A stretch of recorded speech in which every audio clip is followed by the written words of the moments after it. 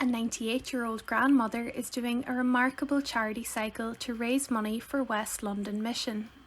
People are being so generous, and I mean so many people that I've never heard of and who've never heard of me, but they're contributing.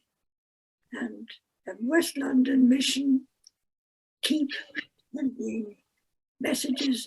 My manager, who is my granddaughter, to say, how pleased they are. The feeling is that by the time I finish, I would have done a couple of 1,000 miles. The charity was set up over 100 years ago by Diana's grandmother, Katherine Price Hughes.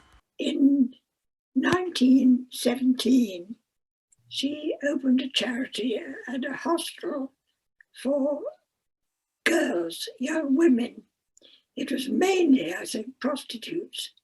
And so the hostel was for trying to get the prostitutes off the streets and offer them something.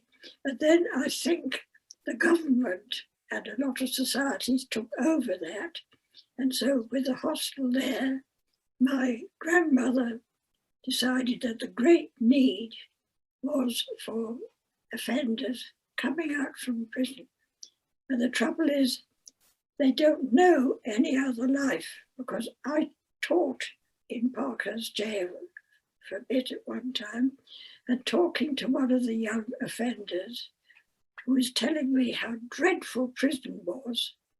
And I said, "Great, so you'll never be back in prison again, will you?" He looked at me in total disbelief. He said, "Of course I will." And I said, "Why?" He said, "Because I don't know any other life.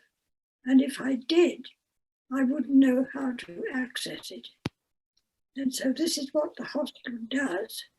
The offenders come out of prison, they go into the hospital for between 3 and 6 months, depending on the particular case. To donate to Diana's fundraiser, visit her page on GoFundMe.